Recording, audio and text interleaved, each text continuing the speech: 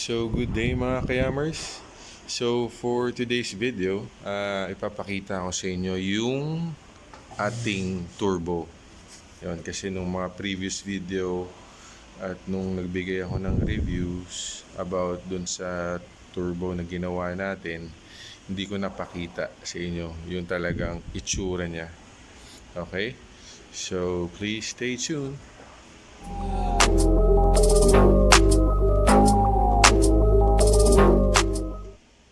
Okay, so mga kayamers, ito yung mga bagay na ginamit natin nung gumawa tayo ng DIY na turbo for our Aerox. So, ito yung plastic bottle, okay, na hinati natin. Yan. Tapos nilagyan lang natin siya ng clamp sa dulo. Actually, ininita natin to para at least lumiit yung butas at magkasya dito sa dulo ng ating ram air. Okay? Yan. Okay. So, ito na yung ating F1Z na turbo. Yan. Kung mapapansin siya, medyo may kalumaan na. Kasi nga, nakita lang natin to nung naghalongkat tayo nung mga dati nating gamit for our motorcycles at nung mga kotse natin dati. Yan. So kung mapapansin nyo, yan, may propeller siya. Meron siyang hélice. Dalawa yan, magkabila. Yan, magkabila yan. Ano nakikita nyo? Yan. Magkabila siya. So yan lang yung tubo.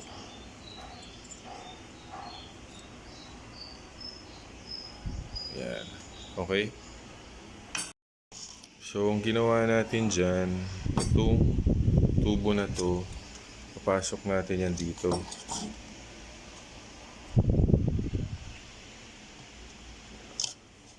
Yan. Yan, nakaganyan siya. So, aayusin natin to ng husto. Kasi napansin ko medyo maluwag eh. Okay? So, ayusin lang natin ng husto. So ngayon, at least napakita ko sa inyo kung anong itsura talaga nitong nilagay natin na DIY na turbo sa ating Aerox 155. Okay? So, linisin ko lang para at least hindi siya gumalaw-galaw. Okay? Stay tuned.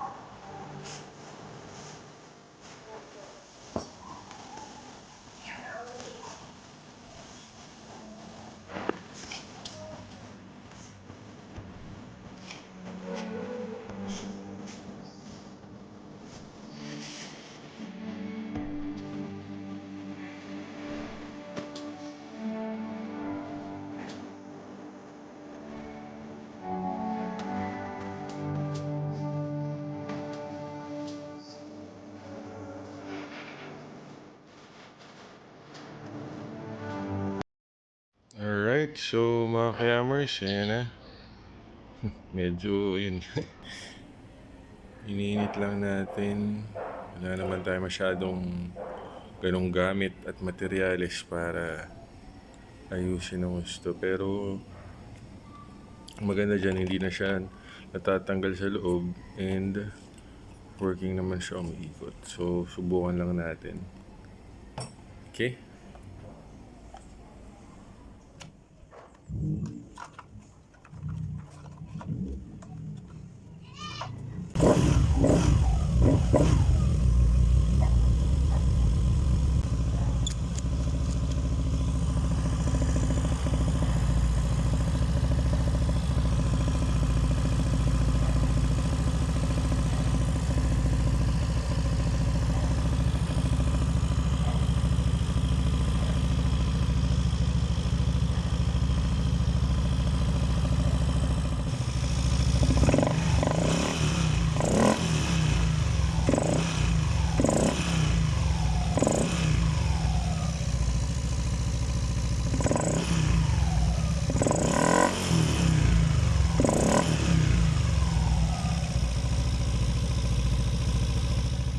Alright, so yan na siya mga kayamers.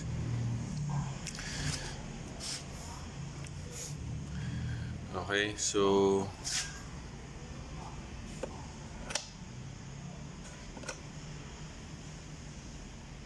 okay na.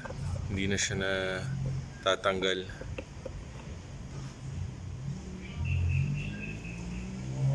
Okay, so that's all for today mga kayamers. I hope you liked the video. So please don't forget to share and subscribe. Thank you mga kayamers and peace out.